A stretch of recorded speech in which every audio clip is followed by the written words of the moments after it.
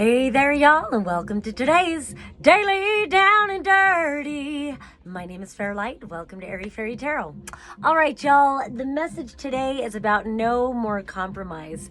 And honestly, I was looking at it, I was like, man, this could be called outing yourself. But it's not about outing yourself in a sexual way, unless it is. You know, it's about whatever it is for you. So we start out with this 10 of Earth. 10s always indicate the completion of cycle. This is correlative to the 10 of Pentacles, where it can mean wealth, legacy wealth. I really like the depiction in this card where she is unmasking. She's got nothing to hide. And with this card, we've got what would be the equivalent of the sun, only it's reversed. And so what's beautiful about this is, even though it's the equivalent of the sun, it feels like the moon to me because it's reversed. There's something about looking into the shadows, and that's where it's like outing yourself. It's unmasking all the way to where not only are you illuminating what's brilliant about you, but you're also not hiding what lies in the shadows of you, or what in the past has had to lay hidden in the shadows because it was deemed unacceptable or whatever. It's like, fuck all that. I'm not conforming to facades. I'm not putting on a mask. I am who I am. And then there's something about how she's kind of got her back turned to it, but she is unmasking. It's like she's aware that it's there, but she's not going to let the knowledge of her shadow hold her back either. She's not going to let the knowledge of it keep her from moving forward and being completely transparent. So then we move to this cluster of cards right here. We start with the 5 of Fire, and then we go to the Queen of Water reversed. We go to the 6 of Air reversed, and then we go to the 10 of Fire reversed. And all of these reversals, it feels like, in light of the competitive mindset, the competitive paradigm, we tend to really submerge a lot of ourselves. And so again, feeling like you're coming out to yourself, I want to just acknowledge this other cluster of cards too, because it feels like that makes more sense.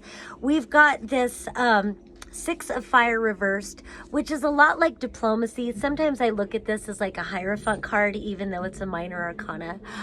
This is reversed. Then we've got this Medicine Man upright. Then we've got what looks like the Hermit upright, also another 10. And then we've got this 8 of Swords reversed. And so I kind of want to hold these clusters all up, acknowledging this competitive card with that 5 of Fire. It just submerges so much of our truth. It submerges our own divine connection from within and from without. Both of these cards, you see there's this great illumination happening right down the middle. It's more of a chakra awakening here, and this illumination here. And then here it's more of an integration, integrating your light and your dark to where it leads to the self-acceptance.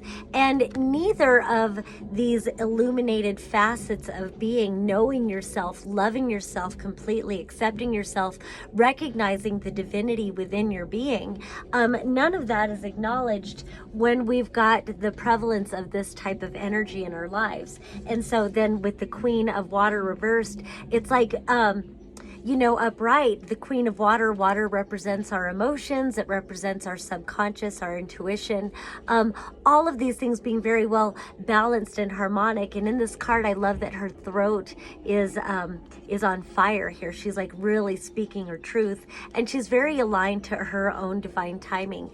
But when it's reversed and this is what's on top of it all, it's like, see, she's submerging her own emotions and her own emotional balance, and she's not speaking her truth. She's acquiescing to a paradigm instead. So she's like looking outside of herself, which creates a lot of I'm hearing the word like submission kind of thing. She's more of a submissive kind of person and can be easily manipulated emotionally, because she doesn't know her true inner self. But then again, we move to these cards. So there is something about moving in this deck, moving out of a submissive feminine into a more healed And for some reason, they're saying almost a more complex. I don't know where the word complex comes in, but when that's the words they want me to say, I'll say it. I guess understanding the complexities of being, it's not so simple when you're just submitting and not allowing your emotional truth to come through. So there's some sort of a complexity, again, about looking within with this Hermit card. And also with this here, it just feels like, because this is such a card of diplomacy and compromise, that's where I got the word no more compromise. It was also a strong word used in a reading earlier today. It's like not going to compromise my truth any longer, as is displayed like on the bookends of this group of cards right here.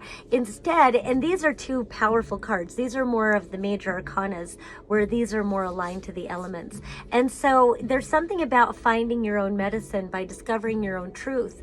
But within that, it's like you need to discover where you've been hiding your truth from yourself in order to, quote unquote, keep the peace. And so you look at this card upright, you see that he's balancing two swords, but really he's stabbing himself in the hand. He's not truly keeping the peace. He's holding his tongue, much like this Queen of Water reversed, holding the truth back, because and it's reversed, so it's like coming out of this kind of energy, but he's holding back his truth in order to keep balance, in order to keep peace. But truly, it's like he's enslaved to trying to keep peace, but he's, again, compromising his truth by it. So is it really keeping peace, or is it just keeping quiet because whoever wants to dominate with their own truth is going to throw a little temper tantrum if anybody challenges what their truth could be? And here's that challenge. And so it very much speaks to like what we're experiencing now as a collective,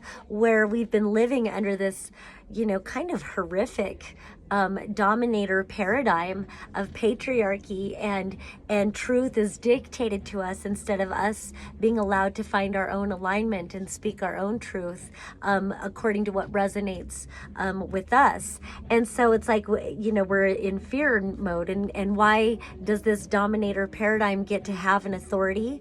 Because of violence. Violence and fear mongering, and that's really not aligned to truth. That's not really a virtue. It's just violence. And so, holding our peace, holding our truth, because we don't want to, evoke any kind of temper tantrums or anger or whatever. And so again, with this person shining their light on this kind of activity going on, and with this being reversed, I think it's like, no, I'm going to go ahead and speak up. And it's learning to shine a light on what truly is true for me. And a lot of times it'll come through about, with shadow work in general. And that's what a lot of this is. She's over here learning to value herself by doing the shadow work. And, with that shadow work, it's making a commitment to yourself to recognize when you are criticizing yourself or others, but especially criticizing yourself, denying parts of yourself, rejecting parts of yourself. Some part of you wants to have a voice, but it's not acceptable. And so we push it aside like, no, that's not me, that's not. But what if you just make a commitment to yourself to say, well, okay, I'm not comfortable with this, but I'm going to go ahead and self-reflect and allow this fragmented part of myself have a voice. And when you open up a dialogue with your fragmented pieces that have been in the shadow realm, you learn to love yourself in all areas, and you reintegrate those fragments into your wholeness, and then you really do discover your voice. And that's your medicine, and choosing your medicine over trying to create some sort of compromise where you're really just compromising your own truth. And then we end with the Seven of Water. And it's like, once you really give yourself permission to acknowledge what your beliefs are, acknowledge what your truths are, then you discover a lot of hidden desires that you would like to manifest and create for yourself in this more authentic way of living, where you truly value yourself in the light and the dark. And then you start sending these desires out into the universe, knowing and being curious about how they will come back to you and manifest. All right, that's all I have for today. If you'd like to book a reading with me, there's a link down below. Peace and love until next time.